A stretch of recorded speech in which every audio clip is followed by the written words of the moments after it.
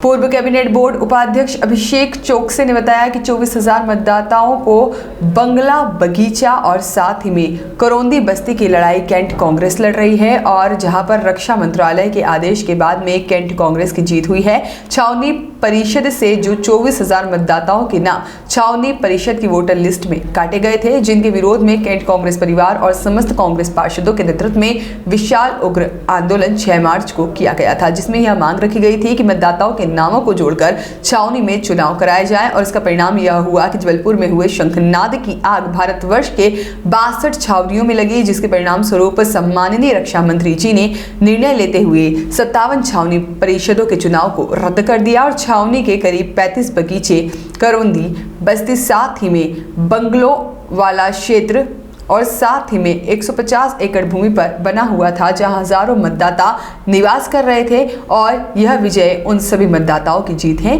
और जिनके नाम मतदाता सूची से काटे गए थे। कैंट कांग्रेस परिवार हमेशा आप सभी के साथ कंधे से कंधा मिलाकर खड़ा हुआ है और इसका समस्त छावनी क्षेत्र के नागरिकों के साथ इसका घोर विरोध और उग्र आंदोलन किया जाएगा। उसके पूर्व से ही हम लोग प्रयासरत थे। जिला योजना समिति की बैठक में हमको जाने का मौका मिला। हमने ये मुद्दा उठाया था कि 350 एकड़ तिलहरी और बिटौली में जो प्रदेश सरकार की जमीन है, जो आर्मी उसका उपयोग कर रही है, उसका अदला बदली हो जाए।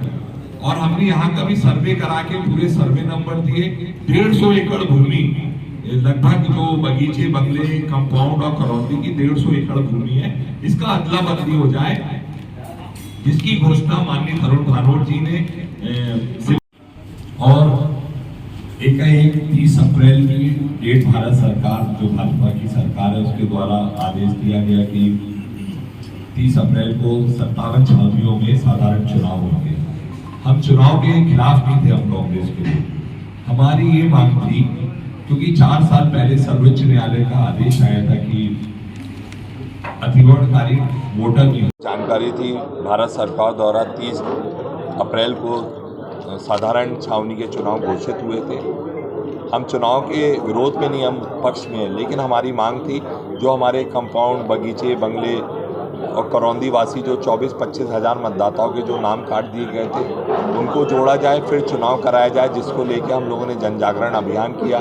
पूरे वार्ड नंबर 1 से लेके 8 तक में हस्ताक्षर अभियान चलाया, लोगों को जागरूक किया और 6 मार्च को हमने कैंट बोर्ड कार्यालय का घेराव किया था। अभी सभी कांग्रेस के साथियों के साथ, पूरी हजारों जनता के साथ जो क्षेत्र की थी वो हमारे साथ थी।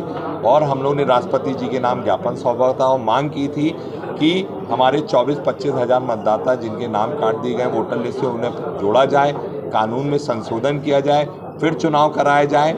और या तो हमें अगर नगर निगम में भेज रहे हैं वो, तो बाजार एरिया को नहीं, बगीचे, बंगले, कंपाउंड वासी, करौंदी वासियों को भी जोड़ के हमें नगर निगम में भेजा जाए। जैसे पूर्व में जो कमलनाथ जी की सरकार के, प्रदेश की सरकार के समय जो माननीय तरुण भानोट जी ने घोषणा की थी, प्रस्ताव भी बन गया था कि अदला बदली हो जाए ज़मीनों की, उसमें सरकार आगे बढ़े, ज़मीनों की अदला बदली करे और ये सारी ज़मीनें प्रदेश सरकार को दे दे, जिससे प्रदेश सरकार हमको लीज दे, पट्टे दे, हमारे मकानों के नवीनीकरण करे, नक्शे पास करे। और हम इसके लिए तैयार थे।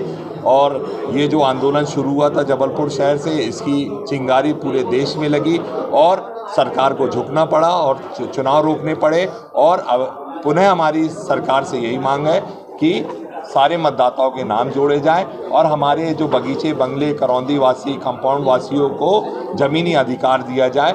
ये मांग हमारी है और हमारी मांग जब तक पूरी नहीं होगी, ये कांग्रेस पार्टी इसकी लड़ाई लड़ती रहेगी।